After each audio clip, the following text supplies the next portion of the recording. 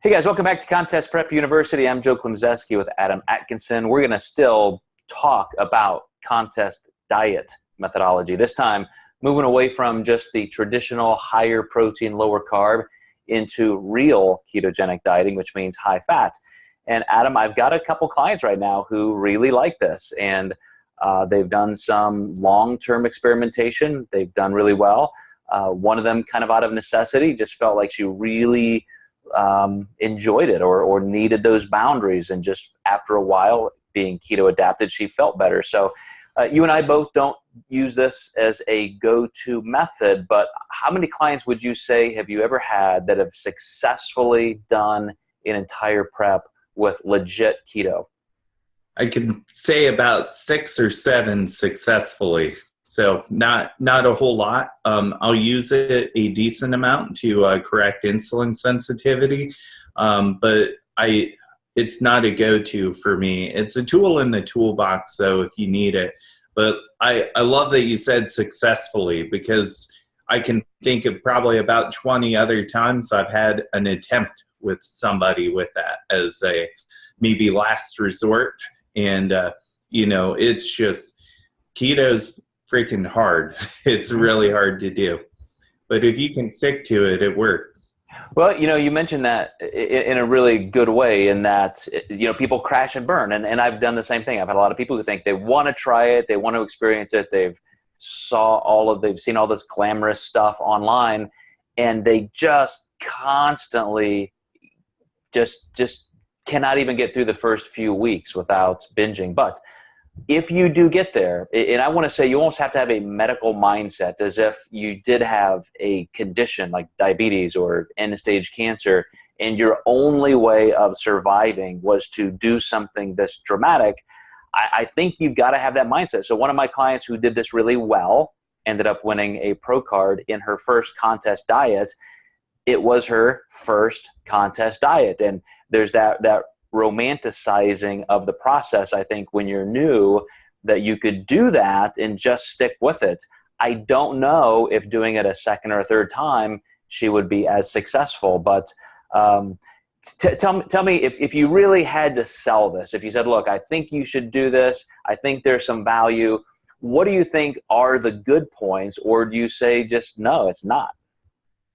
I mean, the pros would be the fast weight loss that happens with it initially. I'll dare to say hunger can decrease a little bit, but it's still going to be tapping you. It's going to be on your doorstep. Especially the first couple weeks, I'd say hunger is actually higher, but then you get that reward at the end.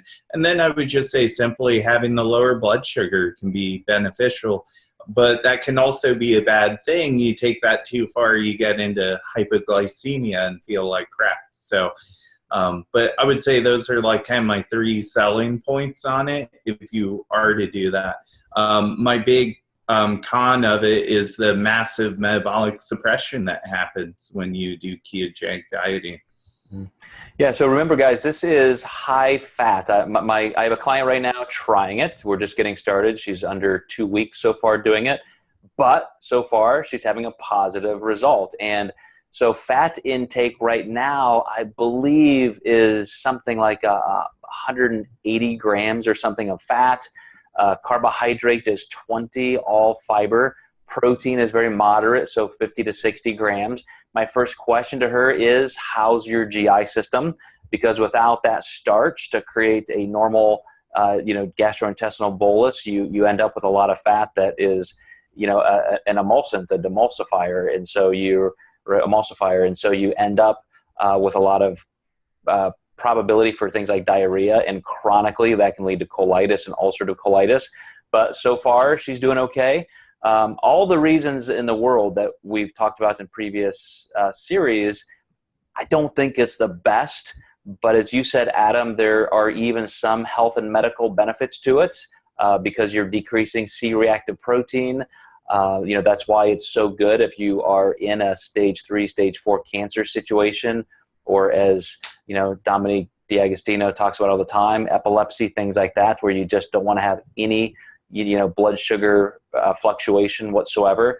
But for a contest diet, are you saying that if a client came to you you would never just propose it like, hey, let's do this. I think it would be fantastic. Yeah, definitely. When I don't have a lot of data or even know the mentality of somebody, it's usually not my starting point. I'll actually even say when people come to me and they're on keto, initially I do add some carbs back in and lower fat. Now I might not take them a whole nother different direction, but I will start moving in that direction of higher carbs and lower fat. Mm-hmm.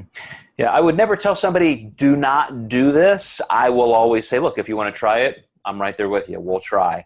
But I just have not found any people outside of one person so far that has successfully done it from start to finish and did well. So guys, that's some information on that. We have other episodes, other series that discuss that, but we want to move into kind of a hybrid area for our next episode. So stay tuned, and we will catch you as we wrap up this series.